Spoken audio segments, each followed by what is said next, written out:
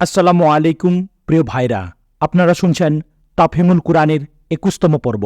আজ শুনছেন সূরা আল বাকারার ২৬১ থেকে ২৭৫ নম্বর আয়াতের বাংলা তরজমা ও তাফসির। ভিডিওটি ভালো লাগলে একটি লাইক করবেন, শেয়ার করবেন এবং অবশ্যই চ্যানেলটিকে সাবস্ক্রাইব করবেন।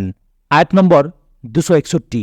যারা নিজেদের ধন সম্পদ আল্লাহর পথে ব্যয় করে তাদের ব্যয়ের দৃষ্টান্ত হচ্ছে যেমন একটি শস্য বীজ বপন করা হয় এবং তা থেকে ৭টি শীষ উৎপন্ন হয়, যার প্রত্যেকটি শীষে থাকে ১০০টি করে শস্যকণা। এভাবে আল্লাহ যাকে চান তার কাজে প্রাচুর্য দান করেন। তিনি মুক্তহস্ত ও সর্বজ্ঞ। যারা বলতে এখানে কাদেরকে বোঝানো হয়েছে? টিকা। ইতিপূর্বে ৩২ নম্বর রুকুতে যে বিষয়বস্তুর উপর আলোচনা চলেছিল, এখানে আবার সেই একই প্রসঙ্গে ফিরে আসা হয়েছে। সেখানে সূচনা পূর্বেই ঈমানদারদের প্রতি আহ্বান জানানো হয়েছিল যে মহান উদ্দেশ্যের প্রতি তোমরা ঈমান এনেছ, তার জন্য ধন প্রাণ উৎসর্গ করতে প্রস্তুত হয়ে যাও। কিন্তু যতক্ষণ পর্যন্ত কোনো দলের অর্থনৈতিক দৃষ্টিকোণ সম্পূর্ণরূপে পরিবর্তিত না হয়, ততক্ষণ পর্যন্ত তাকে নিজের দলগত বা জাতীয় স্বার্থের ঊর্ধ্বে উঠে নিছক একটি উন্নত পর্যায়ের নৈতিক উদ্দেশ্য সম্পাদনে অকাতরে অর্থ ব্যয় করতে উদ্বুদ্ধ করা যেতে পারে না। বৈষয়িক ও ভোগবাদী লোকেরা যারা কেবলমাত্র অর্থ উপার্জনের জন্য জীবন ধারণ করে, এক একটি পয়সার জন্য জীবন দিতে প্রস্তুত হয়ে যায় এবং লাভ লোকসানের খতিয়ানের প্রতি সবসময় শ্রেণ দৃষ্টি রেখে চলে, তারা কখনো মহান উদ্দেশ্য ও লক্ষ্যের জন্য কিছু করার যোগ্যতা অর্জন করতে পারে না। আপাত দৃষ্টিতে মহৎ উদ্দেশ্য ও লক্ষ্যের জন্য তারা কিছু অর্থ ব্যয় করে ঠিকই, কিন্তু এক্ষেত্রেও তারা নিজেদের ব্যক্তিগত, পারিবারিক, বংশীয় বা জাতীয় বৈষয়িক লাভের হিসেব নিকেশটা আগেই সেরে নেয়। এই মানসিকতা নিয়ে এমন একটি দিনের পথে মানুষ এক পাও অগ্রসর হতে পারবে না, যার দাবি হচ্ছে পার্থিব লাভ ক্ষতির পরোয়া না করে নিছক আল্লাহর কালেমাকে বুলন্দ করার উদ্দেশ্যে নিজের সময়, শক্তি ও অর্থ ব্যয় করতে হবে। এই ধরনের উদ্দেশ্য হাসিলের জন্য ভিন্নতর নৈতিক বৃত্তির প্রয়োজন। এজন্য প্রসারিত দৃষ্টি, বিপুল মনোবল ও উদার মানসিকতা, বিশেষ করে আল্লাহর নির্ভেজাল সন্তুষ্টি অর্জনের প্রয়োজন সবচেয়ে বেশি। আর এই সঙ্গে সমাজ জীবনে এমন ধরনের পরিবর্তন প্রয়োজন যার ফলে ব্যক্তিবর্গের মধ্যে ভোগবাদী ও বস্তুবাদী নৈতিকতার পরিবর্তে উপরোল্লিখিত নৈতিক গুণাবলীর বিকাশ সাধিত হবে।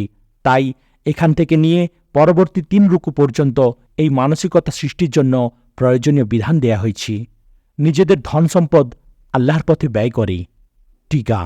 ধন সম্পদ যদি নিজের প্রয়োজন পূর্ণ করার জন্য ব্যয় করা হয় অথবা পরিবার পরিজন ও সন্তান সন্ততির ভরণ পোষণের বা আত্মীয় স্বজনের দেখাশোনা করার জন্য অথবা অভাবীদের সাহায্যার্থে বা জনকল্যাণমূলক কাজে এবং জিহাদের উদ্দেশ্যে যে কোনোভাবেই ব্যয় করা হোক না কেন, তা যদি আল্লাহর বিধান অনুযায়ী এবং একমাত্র আল্লাহর সন্তুষ্টি অর্জনের লক্ষ্যে ব্যয় করা হয়, তাহলে তা আল্লাহর পথে ব্যয় করার মধ্যে গণ্য হবে। এভাবে আল্লাহ যাকে চান তার কাজে প্রাচুর্য দান করেন। তিনি মুক্তহস্ত ও সর্বজ্ঞ। টিকা। অর্থাৎ যে পরিমাণ আন্তরিকতা, নিষ্ঠা ও গভীর আবেগ উদ্দীপনা সহকারে মানুষ আল্লাহর পথে অর্থ ব্যয় করবে, আল্লাহর পক্ষ থেকে তার প্রতিদানও তত বেশি ধার্য হবে। যে আল্লাহ একটি শস্যকণায় এত বিপুল পরিমাণ বরকত দান করেন যে তা থেকে ৭০০টি শস্যকণা উৎপন্ন হতে পারে, তার পক্ষে মানুষের দান খয়রাতের মধ্যে এমনভাবে বৃদ্ধি ও ক্রম বৃদ্ধি দান করা, যার ফলে ১ টাকা ব্যয় করলে তা বৃদ্ধিপ্রাপ্ত হয়ে প্রতিদানে ৭০০ গুণ হয়ে ফিরে আসবে, মোটেই কোনো অভাবনীয় ও কঠিন ব্যাপার নয়। এই বাস্তব সত্যটি বর্ণনা করার পর আল্লাহর ২টি গুণাবলীর উল্লেখ করা হয়েছে। তিনি মুক্তহস্ত, তার হাত সংকীর্ণ নয়। মানুষের কাজ প্রকৃতপক্ষে যতটুকু উন্নতি, বৃদ্ধি ও প্রতিদান লাভের যোগ্য তা তিনি দিতে অক্ষম এমনটি হতে পারে না। দ্বিতীয়টি হচ্ছে তিনি সর্বজ্ঞ, অর্থাৎ তিনি কোনো বিষয়ে বেখবর নন। যা কিছু মানুষ ব্যয় করে এবং যে মনোভাব, আবেগ ও প্রেরণা সহকারে ব্যয় করে সে সম্পর্কে তিনি অনবহিত থাকবেন। ফলে মানুষ যথার্থ প্রতিদান লাভে বঞ্চিত হবে এমনটিও হতে পারে না।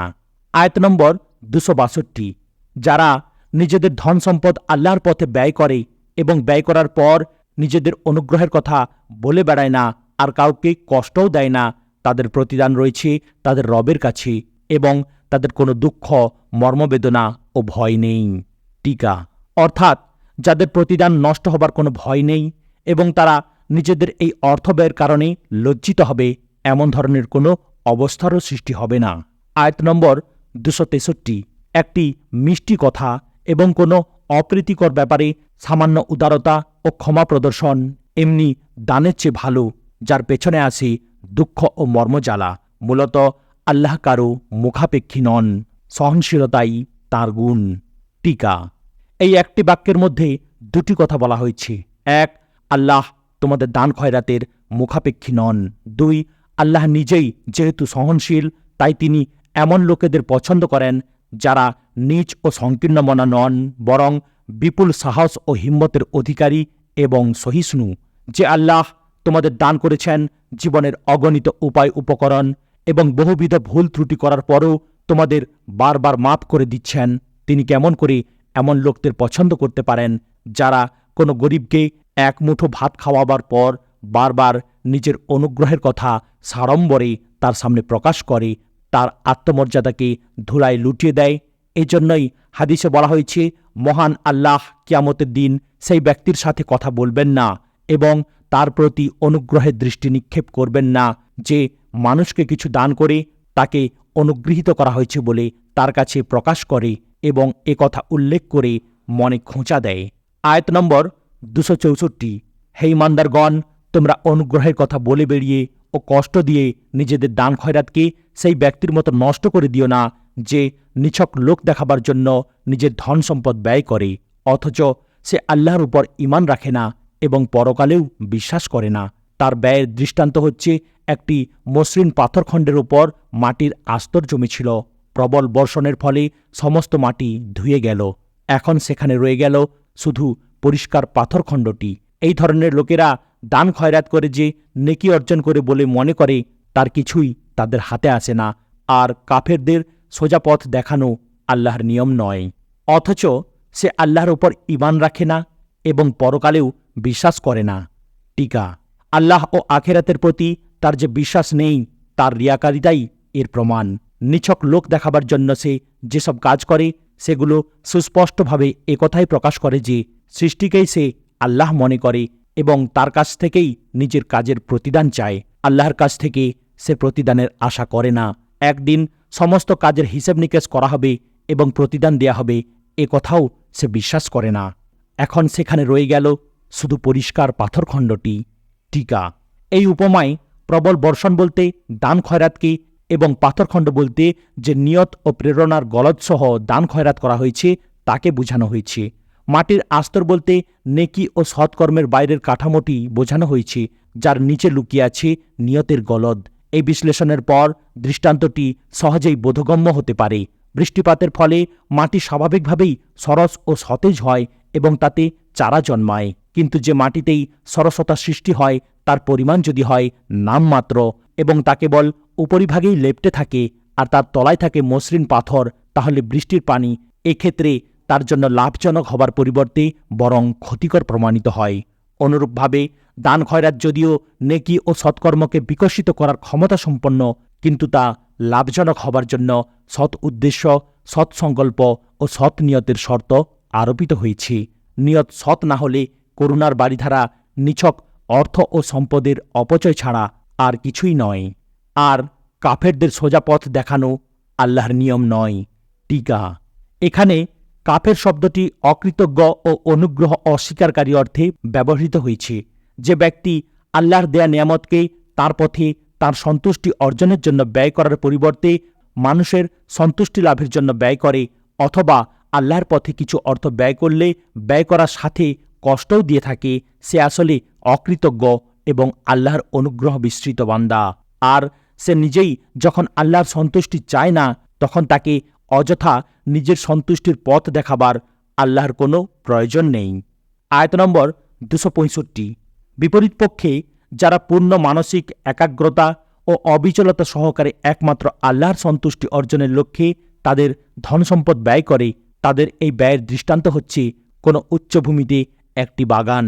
প্রবল বৃষ্টিপাত হলে সেখানে দ্বিগুণ ফলন হয়, আর প্রবল বৃষ্টিপাত না হলে সামান্য হালকা বৃষ্টিপাতই তার জন্য যথেষ্ট। আর তোমরা যা কিছু করো সবই আল্লাহর দৃষ্টিসীমার মধ্যে রয়েছে। আর প্রবল বৃষ্টিপাত না হলে সামান্য হালকা বৃষ্টিপাতই তার জন্য যথেষ্ট। টিকা: প্রবল বৃষ্টিপাত বলতে এমন দান খয়রাতকে বোঝানো হয়েছে যার পেছনে থাকে চরম কল্যাণাকাঙ্ক্ষা ও পূর্ণ সদিচ্ছা। আর হালকা বৃষ্টিপাত বলতে কল্যাণ আকাঙ্ক্ষার তীব্রতাবিহীন দান খয়রাতকে বোঝানো হয়েছে। আয়াত নম্বর 266। তোমাদের কেউ কি পছন্দ করে তার একটি সবুজ শ্যামল বাগান থাকবে, সেখানে ঝর্ণাধারা প্রবাহিত হবে, খেজুর, আঙ্গুর ও সব রকমের ফলে পরিপূর্ণ থাকবে, এবং বাগানটি ঠিক এমন এক সময় প্রবল উষ্ণ বায়ু প্রবাহে জ্বলে পুড়ে ছারখার হয়ে যাবে। সে নিজে বৃদ্ধ হয়ে গেছে এবং তার সন্তানরাও তখনও যোগ্য হয়ে ওঠেনি। এভাবেই আল্লাহ তার কথা তোমাদের সামনে বর্ণনা করেন যেন তোমরা চিন্তাভাবনা করতে পারো। টিকা: অর্থাৎ তোমাদের সারা জীবনের উপার্জনের এমন এক সংকটকালে ধ্বংস হয়ে যাওয়া তোমরা পছন্দ করো না, যখন তা থেকে লাভবান হবার তোমাদের সবচেয়ে বেশি প্রয়োজন হয় এবং নতুন করে অর্থোপার্জনের সুযোগই তোমাদের থাকে না। ঠিক তেমনি দুনিয়ায় জীবনভর কাজ করার পর আখেরাতের জীবনে প্রবেশ করে তোমরা অকস্মাৎ যদি জানতে পারো তোমাদের দুনিয়ার জীবনের সমস্ত কর্মকাণ্ড এখানে মূল্যহীন হয়ে গেছে, যা কিছু তোমরা দুনিয়ায় উপার্জন করেছিলে তা দুনিয়ায় রয়ে গেছে, আখেরাতের জন্য তোমরা এমন কিছু উপার্জন করে আনতে পারোনি যার ফল এখানে ভোগ করতে পারো, তাহলে তা তোমরা কেমন করে পছন্দ করতে পারবে? সেখানে তোমরা নতুন করে আখেরাতের জন্য উপার্জন করার সুযোগ পাবে না। এই দুনিয়াতেই আখেরাতের জন্য কাজ করার সবটুকু সুযোগ রয়েছে। এখানে যদি তোমরা আখেরাতের চিন্তা না করে সারা জীবন দুনিয়ার ধ্যানে মগ্ন থাকো এবং বৈষয়িক স্বার্থ লাভের পেছনে নিজের সমস্ত শক্তি ও প্রচেষ্টা নিয়োজিত করো, তাহলে জীবন সূর্য অস্তমিত হওয়ার পর তোমাদের অবস্থা হবে ঠিক সেই বৃদ্ধের মতো করুণ, যার সারা জীবনের উপার্জন এবং জীবনের সহায় সম্বল ছিল একটিমাত্র বাগান। বৃদ্ধ বয়সে তার এই বাগানটি ঠিক এমন এক সময় পুড়ে ছাই হয়ে গেল যখন তার নতুন করে বাগান তৈরি করার সামর্থ্য ছিল না এবং তার সন্তানদের একজনও তাকে সাহায্য করার যোগ্য হয়ে উঠতে পারেনি। আয়াত নম্বর 267। হে ইমানদারগণ, যে অর্থ তোমরা উপার্জন করেছ এবং যা কিছু আমি জমি থেকে তোমাদের জন্য বের করে দিয়েছি তা থেকে উৎকৃষ্ট অংশ আল্লাহর পথে ব্যয় করো। তার পথে ব্যয় করার জন্য তোমরা যেন সবচেয়ে খারাপ জিনিস বাছাই করার চেষ্টা করো না, কারণ ওই জিনিসই যদি তোমাদের কেউ দেয় তাহলে তোমরা কখনো তা নিতে রাজি হও না, যদি না তা নেবার ব্যাপারে তোমরা চোখ বন্ধ করে থাকো। তোমাদের জেনে রাখা উচিত আল্লাহ কারো মুখাপেক্ষী নন এবং তিনি সর্বোত্তম গুণে গুণান্বিত। টিকা: যিনি নিজের উৎকৃষ্ট গুণাবলীর অধিকারী তিনি কখনো নিকৃষ্ট গুণের অধিকারীদের পছন্দ করতে পারেন না, এ কথা সবাই জানে। মহান আল্লাহ নিজেই পরম দাতা এবং সর্বক্ষণ নিজের সৃষ্টির ওপর দান দাক্ষিণের ধারা প্রবাহিত করছেন। কাজেই তার পক্ষে কেমন করে সংকীর্ণ দৃষ্টি, স্বল্প সাহস ও নিম্নমানের নৈতিক চারিত্রিক গুণাবলীর অধিকারী লোকদেরকে ভালোবাসা সম্ভব? আয়াত নম্বর 268। শয়তান তোমাদের দারিদ্র্যের ভয় দেখায় এবং লজ্জাকর কর্মনীতি অবলম্বন করতে প্রলুব্ধ করে, কিন্তু আল্লাহ তোমাদেরকে তার ক্ষমা ও অনুগ্রহের আশ্বাস দেন। আল্লাহ বড়ই উদারহস্ত ও মহাজ্ঞানী। আয়াত নম্বর 269। তিনি যাকে চান হিকমত দান করেন, আর যে ব্যক্তি হিকমত লাভ করে সে আসলে বিরাট সম্পদ লাভ করেছে। এই কথা থেকে কেবলমাত্র তারাই শিক্ষা লাভ করে যারা বুদ্ধিমান ও জ্ঞানী। টিকা: হিকমত অর্থ হচ্ছে গভীর অন্তর্দৃষ্টি ও সঠিক সিদ্ধান্ত গ্রহণ করার শক্তি। এখানে কথা বলার উদ্দেশ্য হচ্ছে এই যে হিকমতের সম্পদ যে ব্যক্তির কাছে থাকবে সে কখনো শয়তানের দেখানো পথে চলতে পারবে না, বরং সে আল্লাহর দেখানো প্রশস্ত পথ অবলম্বন করবে। শয়তানের সংকীর্ণ মনা অনুসারীদের দৃষ্টিতে নিজের ধন সম্পদ আঁকড়ে ধরে রাখা এবং সবসময় সম্পদ আহরণের নতুন নতুন ফন্দি ফিকির করাই বুদ্ধিমত্তার পরিচায়ক, কিন্তু যারা আল্লাহর কাছ থেকে অন্তর্দৃষ্টি লাভ করেছে তাদের মতে এটা নেহাত নির্বুদ্ধিতা ছাড়া আর কিছুই নয়। তাদের মতে মানুষ যা কিছু উপার্জন করবে নিজের মাঝারি পর্যায়ের প্রয়োজন পূর্ণ করার পর সেগুলো প্রাণ খুলে সৎ কাজে ব্যয় করাটাই বুদ্ধিমানের কাজ। দুনিয়ার এই হাতে গোনা কয়েকদিনের জীবনে প্রথম ব্যক্তি দ্বিতীয় জনের তুলনায় হয়তো অনেক বেশি প্রাচুর্যের অধিকারী হতে পারে, কিন্তু মানুষের জন্য এই দুনিয়ার জীবনটি সম্পূর্ণ জীবন নয়, বরং এটি আসলে জীবনের একটি সামান্যতম অংশ মাত্র।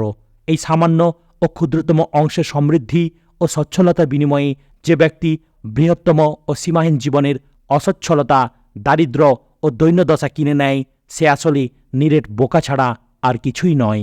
যে ব্যক্তি এই সংকীর্ণ জীবনকালের সুযোগ গ্রহণ করে মাত্র সামান্য পুঁজির সহায়তায় নিজের ওই চিরন্তন জীবনের সমৃদ্ধির ব্যবস্থা করতে সক্ষম হয়েছে, সেই আসলে বুদ্ধিমান। আয়াত নম্বর 270। তোমরা যা কিছু ব্যয় করেছ এবং যা মানত করেছ, আল্লাহ তা সবই জানেন, আর জালেমদের কোনো সাহায্যকারী নেই। টিকা: আল্লাহর পথে ব্যয় করা হোক বা শয়তানের পথে, আল্লাহর জন্য মানত করা হোক বা গায়রুল্লাহর জন্য, উভয় অবস্থায় মানুষের নিয়ত ও তার কাজ সম্পর্কে আল্লাহ ভালোভাবেই জানেন। যারা আল্লাহর জন্য ব্যয় করে থাকে এবং তার জন্যই মানত করে, তারা তাদের প্রতিদান পাবে। আর যেসব জালেম শয়তানের পথে ব্যয় করে থাকে এবং আল্লাহকে বাদ দিয়ে অন্যদের জন্য মানত করে, তাদেরকে আল্লাহর শাস্তি থেকে রক্ষা করার সাধ্য কারও নেই। মানত বলা হয় নজরানাকে। কোনো একটি মনোবাঞ্ছা পূর্ণ হলে মানুষ যখন নিজের উপর এমন কোনো ব্যয়ভার বা সেবাকে ফরজ করে নেয় যা তার উপর ফরজ নয়, তখন তাকে মানত বলে। এই মনোবাঞ্ছা যদি কোনো হালাল জিনিস সম্পর্কিত হয় এবং তা আল্লাহর কাছে চাওয়া হয়ে থাকে, আর তা পূর্ণ হবার পর যে কাজ করার অঙ্গীকার করা হয় তা আল্লাহর জন্যই হয়ে থাকে, তাহলে এই ধরনের নজরানা ও মানত হবে আল্লাহর আনুগত্যের অধীন। এই মানত পূর্ণ করলে সওয়াব ও প্রতিদান লাভ করা যাবে। যদি এই ধরনের মানত না হয়, তাহলে তা নিজেই নিজের উপর আরোপিত গুনাহের কারণ হয়ে দাঁড়াবে এবং তা পূর্ণ করলে অবশ্যই আযাবের অংশীদার হতে হবে। আয়াত নম্বর 271। যদি তোমাদের দান সদকাগুলো প্রকাশ্যে করো তাহলে তাও ভালো, তবে যদি গোপনে অভাবীদের দাও তাহলে তোমাদের জন্য এটি বেশি ভালো। এভাবে তোমাদের অনেক গুনাহ নির্মূল হয়ে যায়, আর তোমরা যা কিছু করে থাকো আল্লাহ অবশ্যই তা জানেন। তাহলে তোমাদের জন্য এটি বেশি ভালো। টিকা: যে দান খয়রাতটি করা ফরজ, সেটি প্রকাশ্যে করাই উত্তম। অন্যদিকে ফরজ নয় এমন দান খয়রাত গোপনে করাই ভালো। সমস্ত কাজের ক্ষেত্রেও এই নীতি প্রযোজ্য। ফরজগুলো প্রকাশ্যে এবং নফলগুলো গোপনে করাই উত্তম হিসেবে বিবেচিত। এভাবে তোমাদের অনেক গুনাহ নির্মূল হয়ে যায়। টিকা: অর্থাৎ লুকিয়ে সৎ কাজ করলে মানুষের আত্মা ও নৈতিক বৃত্তির অনবরত সংশোধন হয়ে থাকে, তার সৎ গুণাবলী বিকাশ লাভ করতে থাকে, তার দোষ, ত্রুটি ও অসৎ বৃত্তিগুলো ধীরে ধীরে নির্মূল হতে থাকে। এই জিনিসটি তাকে আল্লাহর এমন প্রিয়ভাজন করে তোলে, যার ফলে তার আমল নামায় যে সামান্য কিছু গুনাহ লেখা থাকে, তার এই সৎ গুণাবলীর প্রতি দৃষ্টিপাত করে মহান আল্লাহ সেগুলো মাফ করে দেন। আয়াত নম্বর 272। মানুষকে হিদায়ত দান করার দায়িত্ব তোমাদের উপর অর্পিত হয়নি। আল্লাহ যাকে চান তাকে হিদায়ত দান করেন। তোমরা যে ধন সম্পদ দান খয়রাত করো তা তোমাদের নিজেদের জন্য ভালো। তোমরা আল্লাহর সন্তুষ্টি লাভ করার জন্যই তো অর্থ ব্যয় করে থাকো। কাজেই দান খয়রাত করে তোমরা যা কিছু অর্থ ব্যয় করবে তার পুরোপুরি প্রতিদান দেয়া হবে এবং এক্ষেত্রে কোনো ক্রমেই তোমাদের প্রাপ্য থেকে বঞ্চিত করা হবে না। টিকা: প্রথম দিকে মুসলমানরা নিজেদের অমুসলিম আত্মীয় স্বজন ও সাধারণ অমুসলিম দরিদ্র ও অভাবীদের সাহায্য করার ব্যাপারে ইতস্তত করত। তারা মনে করেছিল কেবলমাত্র মুসলিম অভাবী ও দরিদ্রদের সাহায্য করলেই তা আল্লাহর পথে সাহায্য হিসেবে গণ্য হবে। এই আয়াতে তাদের এই ভুল ধারণার অপনোদন করা হয়েছে। এখানে আল্লাহর বক্তব্যের অর্থ হচ্ছে, এসব লোকের মনে হিদায়তের মর্মবাণী সুদৃঢ়ভাবে বদ্ধমূল করে দেয়া তোমার দায়িত্বের অন্তর্ভুক্ত নয়। তোমার দায়িত্ব হচ্ছে কেবল এদের কাছে হক কথা পৌঁছিয়ে দেয়া। হক কথা পৌঁছিয়ে দিয়েই তুমি দায়িত্বমুক্ত হয়ে গেছ। এখন তাদের অন্তর্দৃষ্টি দান করা বা না করা আল্লাহর ইখতিয়ারভুক্ত। আর তোমরা নিছক তাদের হিদায়ত গ্রহণ না করার কারণে পার্থিব অর্থ সম্পদ দিয়ে তাদের অভাব মোচনের ব্যাপারে ইতস্তত করো না, কারণ আল্লাহর সন্তুষ্টি লাভের উদ্দেশ্যে তোমরা যে কোনো অভাবী লোকের সাহায্য করো না কেন, আল্লাহ তার প্রতিদান অবশ্যই তোমাদের দেবেন। আয়াত নম্বর 273।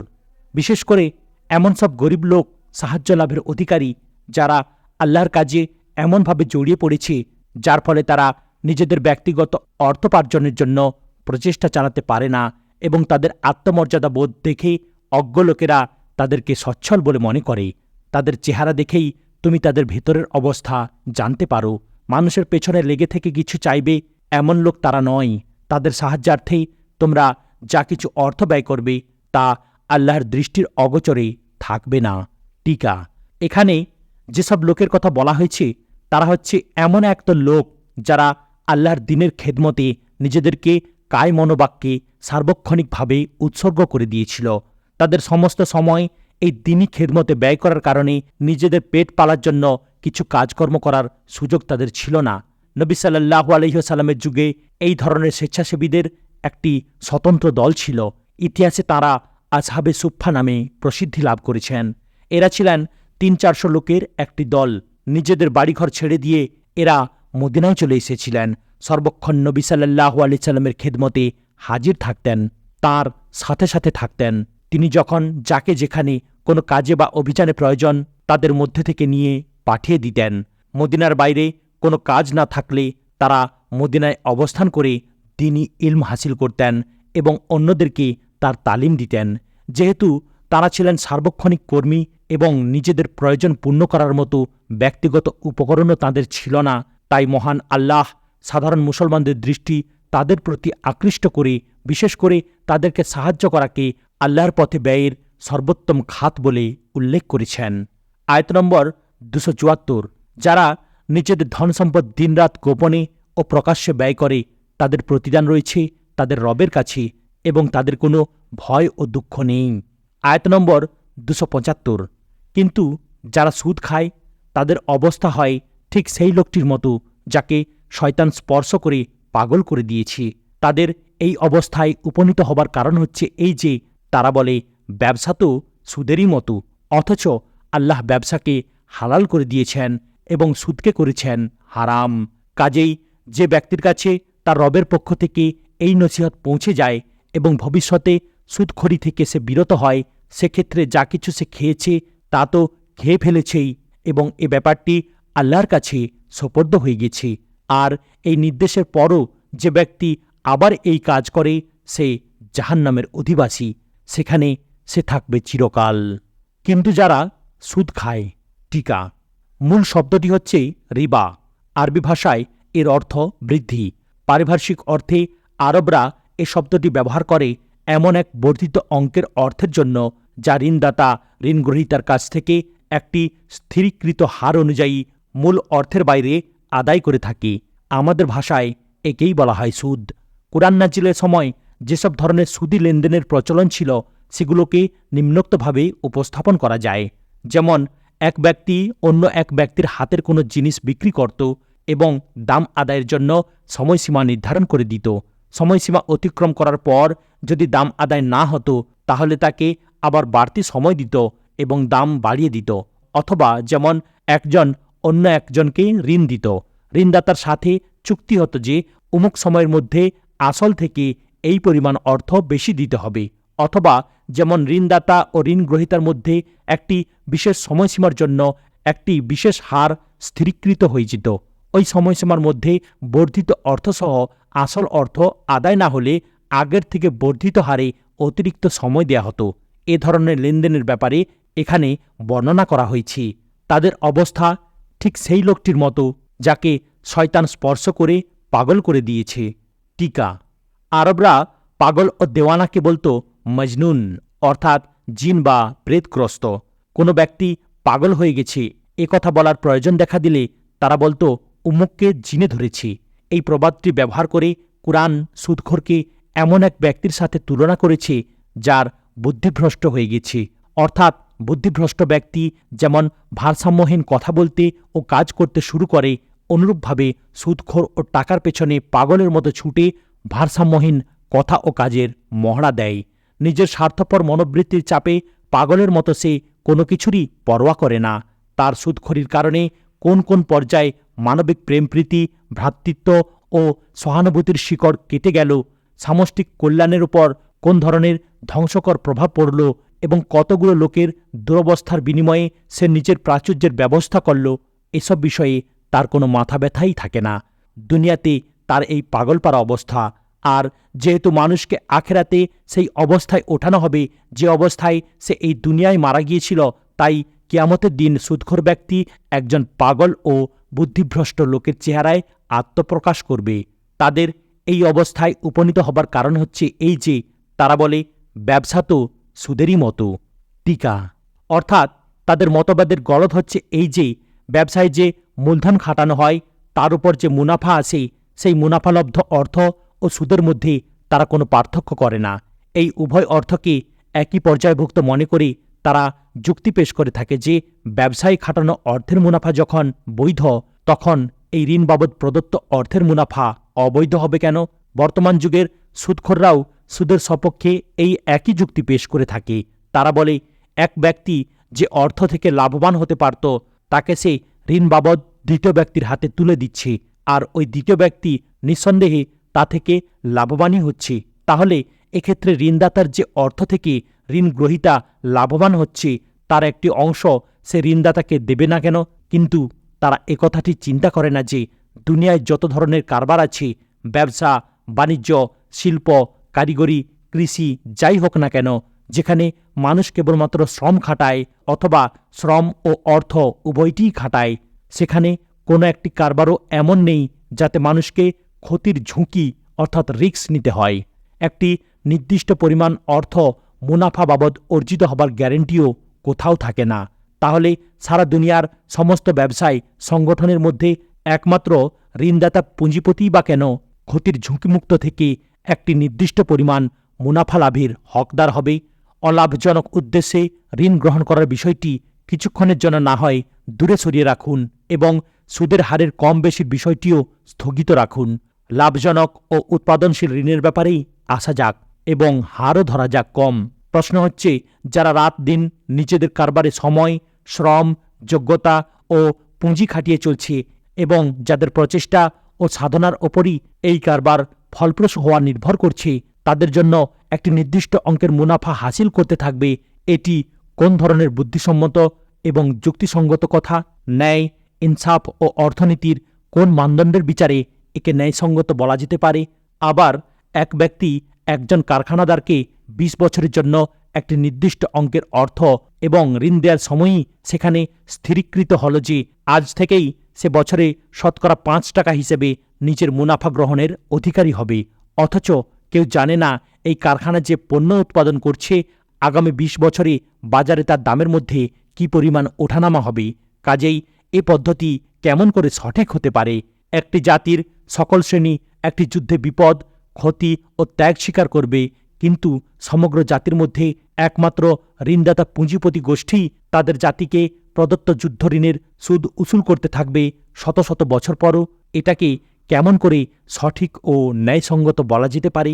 অথচ আল্লাহ ব্যবসাকে হালাল করে দিয়েছেন এবং সুদকে করেছেন হারাম। টিকা: ব্যবসা ও সুদের মধ্যে নীতিগত পার্থক্য রয়েছে। এই পার্থক্যের কারণে উভয়ের অর্থনৈতিক ও নৈতিক মর্যাদা একই পর্যায়ভুক্ত হতে পারে না। এই পার্থক্য নিম্নরূপ: ক. ব্যবসায়ে ক্রেতা ও বিক্রেতার মধ্যে মুনাফার সমান বিনিময় হয়, কারণ বিক্রেতার কাছ থেকে একটি পণ্য কিনে ক্রেতা তা থেকে মুনাফা অর্জন করে। অন্যদিকে ক্রেতার জন্য ওই পণ্যটি জোগাড় করার ব্যাপারে বিক্রেতা নিজের যে বুদ্ধি, শ্রম ও সময় ব্যয় করেছিল তার মূল্য গ্রহণ করে। বিপরীতপক্ষে সুদী লেনদেনের ব্যাপারে মুনাফার সমান বিনিময় হয় না। সুদ গ্রহণকারী অর্থের একটি নির্দিষ্ট পরিমাণ গ্রহণ করে, এটি তার জন্য নিশ্চিতভাবে লাভজনক, কিন্তু অন্যদিকে সুদ প্রদানকারী কেবলমাত্র সময় লাভ করে, যার লাভজনক হওয়া নিশ্চিত নয়। নিজের ব্যক্তিগত প্রয়োজনে ব্যয় করার জন্য যদি সে ওই ঋণ বাবদ অর্থ গ্রহণ করে থাকে, তাহলে নিঃসন্দেহে বলা যায় ওই সময় তার জন্যে নিশ্চিতভাবে অলাভজনক ও অনুৎপাদনশীল। আর যদি সে ব্যবসায়, শিল্প প্রতিষ্ঠান, কারিগরি সংস্থা অথবা কৃষিকাজে লাগাবার জন্য ওই অর্থ নিয়ে থাকে, তবুও সময় তার জন্য যেমন লাভ আনবে তেমনি ক্ষতিও আনবে। দুটোরই সম্ভাবনা সমান। কাজেই সুদের ব্যাপারটির ভিত্তি প্রতিষ্ঠিত হয় একটি দলের লাভ ও অন্য দলের লোকসানের উপর, অথবা একটি দলের নিশ্চিত ও নির্ধারিত লাভ ও অন্য দলের অনিশ্চিত ও অনির্ধারিত লাভের উপর। খ. ব্যবসায়ী বিক্রেতা ক্রেতার কাছ থেকে যত বেশি লাভ গ্রহণ করুক না কেন, সে মাত্র একবারই তা গ্রহণ করে, কিন্তু সুদের ক্ষেত্রে অর্থ প্রদানকারী নিজের অর্থের জন্য অনবরত মুনাফা নিতে থাকে, আবার সময়ের গতির সাথে সাথে তার মুনাফাও বেড়ে যেতে থাকে। ঋণগ্রহীতা তার অর্থ থেকে যতই লাভবান হোক না কেন তা একটি নির্দিষ্ট সীমার মধ্যে আবদ্ধ থাকে, কিন্তু ঋণদাতা এই লাভ থেকে যে মুনাফা অর্জন করে তার কোনো সীমা নেই। এমনও হতে পারে সে ঋণগ্রহীতার সমস্ত উপার্জন, তার সমস্ত অর্থনৈতিক উপকরণ, এমনকি তার পরনের কাপড় চোপড় ও ঘরের বাসনকোসনও উদরস্থ করে ফেলতে পারে এবং এরপরও তার দাবি অপূর্ণ থেকে যাবে। গ. ব্যবসায়ে পণ্যের সাথে তার মূল্যের বিনিময় হবার সাথে সাথেই লেনদেন শেষ হয়ে যায়। এরপর ক্রেতাকে আর কোনো জিনিস বিক্রেতার হাতে ফেরত দিতে হয় না। গৃহ, জমি বা মালপত্রের ভাড়ার ব্যাপারে আসল যে বস্তুটি যার ব্যবহারের জন্য মূল্য দিতে হয় তা ব্যয়িত হয় না, বরং অবিকৃত থাকে এবং অবিকৃত অবস্থায় তা ভাড়াদানকারীর কাছে ফেরত দেওয়া হয়। কিন্তু সুদের ক্ষেত্রে ঋণগ্রহীতা আসল পুঁজি ব্যয় করে ফেলে, তারপর ব্যয়িত অর্থ পুনর্বার উৎপাদন করে বৃদ্ধি সহকারে ফেরত দেয়। ঘ. ব্যবসা বাণিজ্য, শিল্প, কারিগর ও কৃষিতে মানুষ শ্রম, বুদ্ধি ও সময় ব্যয় করে তার সাহায্যে লাভবান হয়, কিন্তু সুদী কারবারে সে নিছক নিজের প্রয়োজনের অতিরিক্ত অর্থ প্রদান করে কোনো প্রকার শ্রম ও কষ্ট ছাড়াই অন্যের উপার্জনের সিংহভাগের অংশীদার হয়। পারিভাষিক অর্থে যাকে অংশীদার বলা হয়, লাভ লোকসান উভয় ক্ষেত্রে যে অংশীদার থাকে এবং লাভের ক্ষেত্রে লাভের হার অনুযায়ী যার অংশীদারিত্ব হয়, তেমন অংশীদারের মর্যাদা সে লাভ করে না, বরং সে এমন অংশীদার হয় যে লাভ লোকসান ও লাভের হারের কোনো পরোয়া না করেই নিজের নির্ধারিত মুনাফার দাবিদার হয়। এসব কারণে ব্যবসায়ের অর্থনৈতিক মর্যাদা ও সুদের অর্থনৈতিক অবস্থানের মধ্যে বিরাট পার্থক্য সূচিত হয়। এর ফলে ব্যবসায় মানবিক তামাদ্দুনের লালন ও পুনর্গঠনকারী শক্তিতে পরিণত হয়। বিপরীতপক্ষে সুদ তার ধ্বংসের কারণ হয়। আবার নৈতিক দিক দিয়ে সুদের প্রকৃতি হচ্ছে তা ব্যক্তির মধ্যে কার্পণ্য, স্বার্থপরতা, নিষ্ঠুরতা, নির্মমতা, কঠোরতা ও অর্থগৃহীতা সৃষ্টি করে এবং সহানুভূতি ও পারস্পরিক সাহায্য সহযোগিতার মনোভাব বিনষ্ট করে দেয়। তাই অর্থনৈতিক ও নৈতিক উভয় দিক দিয়েই সুদ মানবতার জন্য ধ্বংস ডেকে আনে। সেক্ষেত্রে যা কিছু সে খেয়ে ফেলেছে তা তো খেয়ে ফেলেছেই এবং এ ব্যাপারটি আল্লাহর কাছে সোপর্দ হয়ে গেছে। টিকা: একথা বলা হয়নি যে যা কিছু সে খেয়ে ফেলেছে আল্লাহ তা মাফ করে দেবেন, বরং বলা হচ্ছে তার ব্যাপারটি আল্লাহর হাতে থাকছে। এই বাক্য থেকে জানা যায় যা কিছু সে খেয়েছে তা তো খেয়ে ফেলেছেই।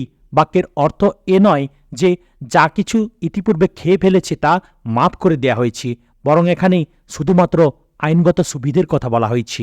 অর্থাৎ ইতিপূর্বে যে সুদ সে খেয়ে ফেলেছে আইনগতভাবে তা ফেরত দেওয়ার দাবি করা হবে না, কারণ তা ফেরত দেওয়ার দাবি করা হলে মামলা মোকদ্দমার এমন একটা ধারাবাহিকতা চক্র শুরু হয়ে যাবে যা আর শেষ হবে না। তবে সুদী কারবারির মাধ্যমে যে ব্যক্তি অর্থ সম্পদ সংগ্রহ করেছে, নৈতিক দিক দিয়ে তার অপবিত্রতা পূর্ববৎ প্রতিষ্ঠিত থাকবে। যদি তার মনে যথার্থই আল্লাহর ভীতি স্থান লাভ করে থাকে এবং ইসলাম গ্রহণ করার পর তার অর্থনৈতিক ও নৈতিক দৃষ্টিভঙ্গি যদি সত্যিই পরিবর্তিত হয়ে গিয়ে থাকে, তাহলে সে নিজেই এই হারাম পথে উপার্জিত ধন সম্পদ নিজের জন্য ব্যয় করা থেকে বিরত থাকবে এবং যাদের অর্থ সম্পদ তার কাছে আছে তাদের সন্ধান লাভ করার জন্য নিজস্ব পর্যায়ে যথাসাধ্য প্রচেষ্টা চালাতে থাকবে। হকদারদের সন্ধান পাওয়ার পর তাদের হক ফিরিয়ে দেবে, আর যেসব হকদারের সন্ধান পাবে না তাদের সম্পদগুলো সমাজসেবা ও জনকল্যাণমূলক কাজে ব্যয় করার ব্যবস্থা করবে। এই কার্যক্রম তাকে আল্লাহর শাস্তি থেকে বাঁচাতে সাহায্য করবে। তবে যে ব্যক্তি তার পূর্বেকার সুদলব্ধ অর্থ যথারীতি ভোগ করতে থাকে, সে যদি তার এই হারাম খাওয়ার শাস্তি লাভ করেই যায়, তাহলে তাতে বিস্ময়ের কিছু নেই। আজ এখানেই সমাপ্ত করলাম। ভিডিওর পরবর্তী অংশ অর্থাৎ 276 থেকে 286 বা সূরা আল বাকারার শেষ তর্জমা শুনতে গেলে চ্যানেলটিকে সাবস্ক্রাইব করুন, লাইক, কমেন্ট এবং শেয়ার করতেও ভুলবেন না। আসসালামু আলাইকুম ওয়া রাহমাতুল্লাহি ওয়া বারাকাতুহু।